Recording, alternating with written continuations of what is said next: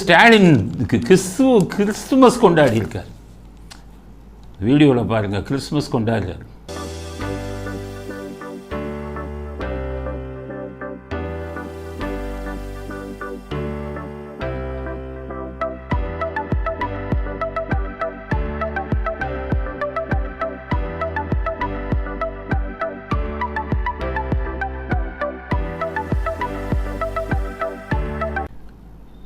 ஆனால் தீபாவளி கொண்டாட மாட்டார், தீபாவளி வாழ்த்து சொல்ல மாட்டார்.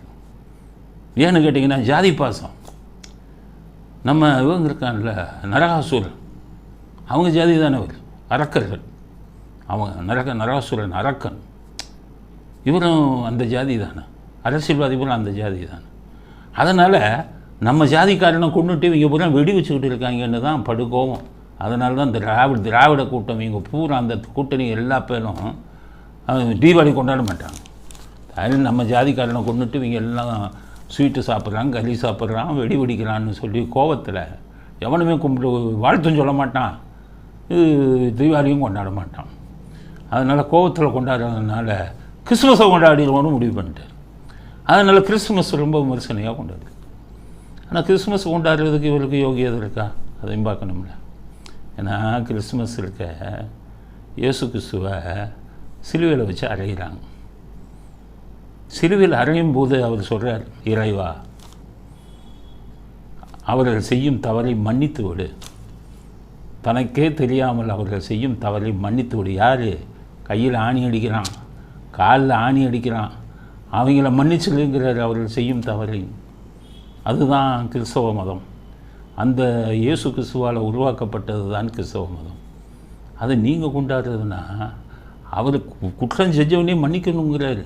நீங்கள் குற்றம் செய்யாதவனை பூரா கைது பண்ணி எஃப்ஐஆர் போட்டு இங்கேருந்து கோயம்புத்தூருக்கு, அங்கேருந்து திருச்சிக்கு, அங்கேருந்து ஊட்டிக்கு, அங்கேருந்து சென்னைக்கு, அங்கேருந்து மதுரைக்கு, அங்கேருந்து தேனிக்கு இழுத்து அடித்து குற்றம் செய்யாதவனை பூரா ஜெயிலில் தள்ளிக்கிட்டு இருக்கீங்க. நீங்கள் போய் கிறிஸ்துமஸ் கொண்டாடுறதுக்கு அடிப்படை தகுதி இருக்குமா?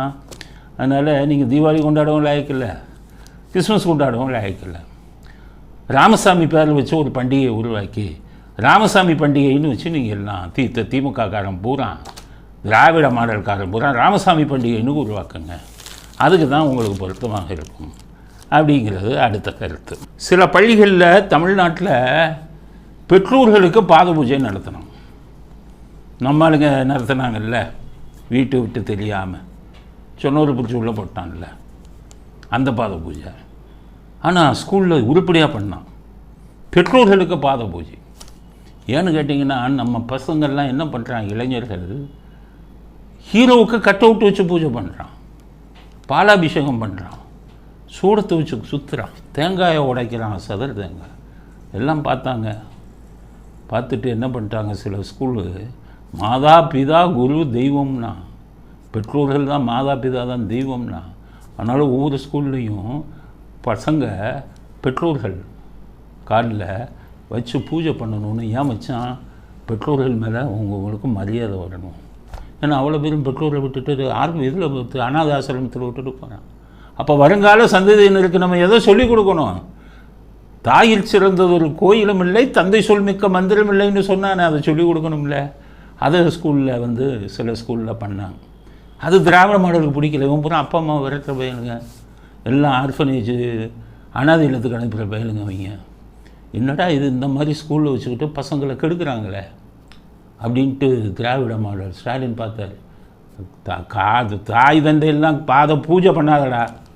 அப்போ நீங்கள் ஏதோ பாத பூஜை அது வேறு, அதை விட்டுரு, அதெல்லாம் வதந்தி இல்லை சார், ஆதாரத்தை அதெல்லாம் விட்டுரு, அப்புறம் உன்னையும் பிடிச்சி உள்ள போடுங்கன்னு இருக்காரு சொன்னவனை.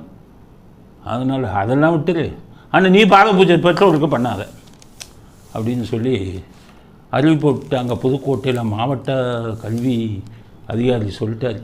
அது ஏதோ ஒரு அதிகாரி சொல்கிறார், இனிமேல் எந்த பள்ளிகளிலும் பெற்றோருக்கு பாத பூஜை பண்ணாத. அப்போ பெற்றோர்களை செல்பாலடின்னு சொல்லி கொடுக்குறான். பெற்றோர்களை பெரிய ஆளாகி வேலை வந்தோடனே வீட்டை விட்டு துரத்தி விட்டுருங்கிறான், அனாதை இல்லத்துக்கு அனுப்புங்கிறான். அதைத்தான் சொல்கிறாங்க மறைமுகமாக. நல்ல பழக்கங்கள் இருக்கக்கூடாதுங்கிறான். மாணவர்கள் சமுதாயத்தை குட்டிச்சவர் ஆக்கணுங்கிறான். அதுதான் இதே மாதிரி இன்னொரு என்ன குட்டிச்சவர் ஆக்கிட்டான். முதல்ல முன்னாடி ஒரு போட்டாங்க, 8ஆம் கிளாஸ் வரை யாரும் ஃபெயிலு கிடையாது, நீ பரிசு எழுதுனாலும் பாஸ்ன்னு போட்டான்.